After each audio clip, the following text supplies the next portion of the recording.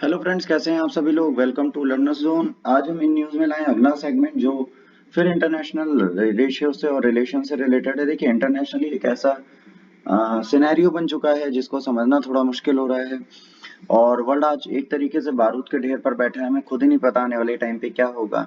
Food grains के prices बढ़ने वाले हैं, फ्यूल के प्राइसेस बढ़ते जा रहे हैं, स्काई रॉकेटिंग प्राइस अगर हो गए तो जो पुअर कंट्रीज हैं उनका सर्वाइवल बहुत ज्यादा प्रॉब्लमेटिक हो जाएगा। इस चीज को लोगों को समझना पड़ेगा।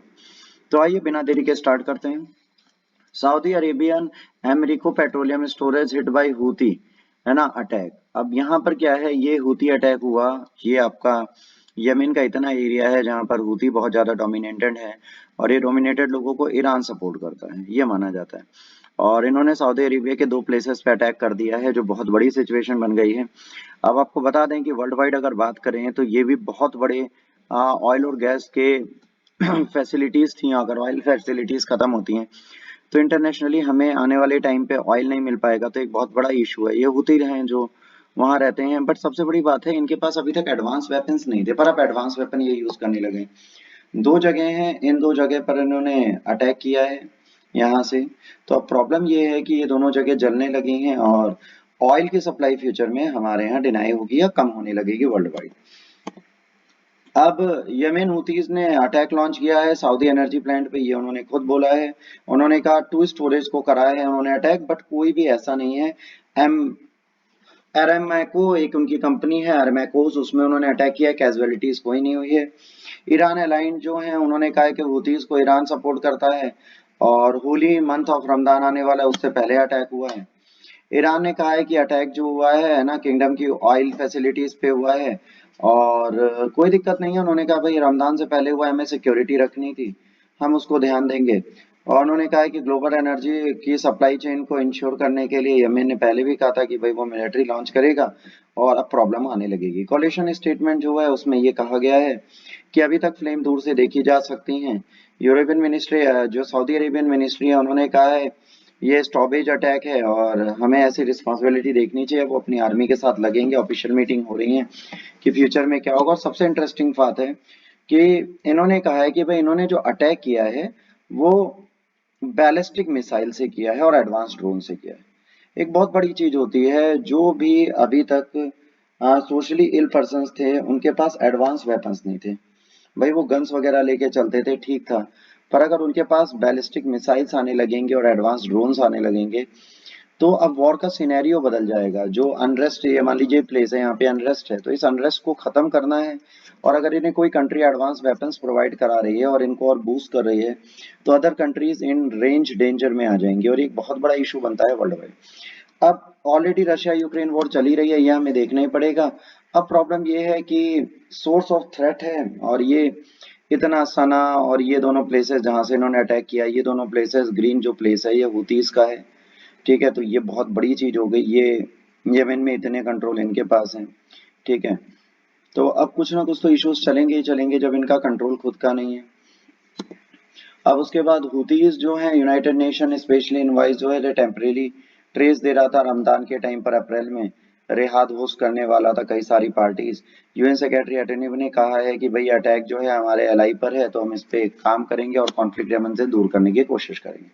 अब भाई यूएस इतना ज्यादा इंटरफेयर क्यों करना चाहता है? अभी याद होगा कि यूएस ने सऊदी अरेबिया में कॉल किया था, पर प्रिंस ने उनका कॉल नहीं उठाया था। उसका सिंपल सा रीजन ये था कि भाई यूएसए ये कहना चाह रहा था कि आप भी ऑयल की अपनी प्रोडक्शन को बढ़ा दीजिए।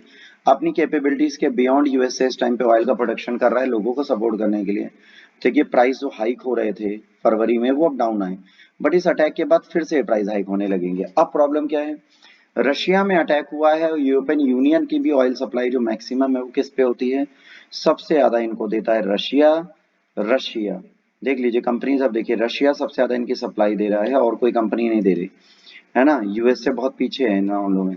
तो रशिया यूरोपियन यूनियन में सबसे ज्यादा सप्लाई देता था, और वॉर हिट होने के बाद ये सऊदी अरेबिया जैसी कंट्री की तरफ मूव हो रहे थे। पर सऊदी अरेबिया प्रोडक्शन बढ़ाए, यूएसए की इसने बात नहीं सुनी, उनको टोटली इग्नोर किया। अब बैटल हो चुकी है, एक यमन ने इन पे भी अटैक कर दिया है। अब बारूद के ढेर पर बैठी पूरी दुनिया, देखिए क्या करती है, तो कोई नहीं जानता। बट ज्यादा दिन तक इंडिया भी अपने स्टैंड से बाहर नहीं रह सकता, ये उसको समझना पड़ेगा। तो अगर वो अपने स्टैंड पे रहना चाहता है तो उसको ये भी देखना पड़ेगा कि वो क्या करना चाहता है। वहीं पुतिन ने डिमांड किया है कि भाई जो पेमेंट हमें मिलनी चाहिए वो रूबल में मिलनी चाहिए। अगर ये पेमेंट हमें रूबल में मिलेगी तभी हमारा काम चलेगा, अगर ये पेमेंट हमें रूबल में नहीं मिलती तो हम नहीं करेंगे। तो यूरोपियन यूनियन ने कहा है कि भैया यूरो में तो हम दे सकते हैं, डॉलर में दे सकते हैं, पर रूबल तो हमने कभी देखा ही नहीं, हम इसमें कैसे देंगे। तो अब रशिया ने भी अपनी सिचुएशंस बदल दी हैं और अब एक डिजिटल करेंसी का ऑप्शन हो सकता है, बिटकॉइंस एंड ऑल को अगर सब कंट्रीज लॉन्च कर दें तो कहीं ना कहीं रशिया बच सकता है। वरना रशिया को भी प्रॉब्लम है, यूरोपियन यूनियन में भी गैस की क्राइसिस होने लगी है, सऊदी अरेबिया में जो अटैक हुआ उससे चीजें और नए सिनेरियो में बदलती जाएंगी। तो ये सारे इश्यूज यहाँ पर क्रिएट हो चुके हैं। अब ये समझना है कि इंडिया, रशिया और यूएसए में क्या है। अब देखिए इंडिया की अगर बात करेंगे, इंडिया ज्यादा दिन अपने स्टैंड को स्टैंड बाय पे नहीं रख सकता। अब उसको क्लियरली बताना पड़ेगा कि किसकी साइड है अगर इसी तरीके की बैटल होती रहे। या तो भाई किसी को, यूएसए को, यूरोपियन यूनियन को, है ना, जापान को, ब्राजील को, इंडिया को, साउथ अफ्रीका को, इन सब कंट्रीज को एक साथ आना पड़ेगा रशिया के पास और रशिया को समझाना पड़ेगा।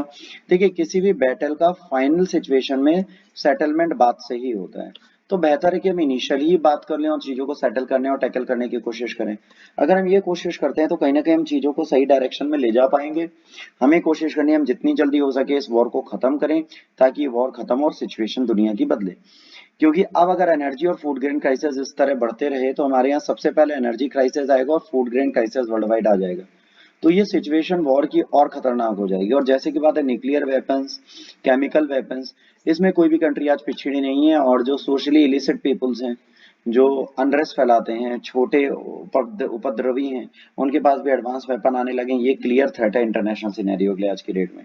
बैटल आप एक दूसरे की कंट्री पे आप नहीं करोगे, एक दूसरे की कंट्री पे दूसरे ये छोटे छोटे लोग बैलिस्टिक मिसाइल्स डाल के आपका अटैक करा सकते हैं, प्रॉब्लम दे सकते हैं। अगर इनके पास अभी ऐसी है तो इंटर कॉन्टिनेंटल बैलिस्टिक मिसाइल्स भी बहुत जल्दी आ जाएगी। रिवर्स इंजीनियरिंग, जैसे पाकिस्तान ने क्लेम किया है कि इंडिया की जो मिसाइल गई उसकी रिवर्स इंजीनियरिंग कर रहे हैं वो। अब अगर ऐसी चीजें ये लोग भी करने लगे तो प्रॉब्लम हो जाएगी। तो इसको हमें समझना पड़ेगा। इसी के साथ ही वीडियो खत्म करते हैं। अगर आपको अच्छा लगा तो प्लीज लाइक शेयर सब्सक्राइब करिए। कोई भी इशू आता है प्लीज आप हमें बताइए। Thanks for watching, God bless you all, take care, जय हिंद, वंदे मातरम।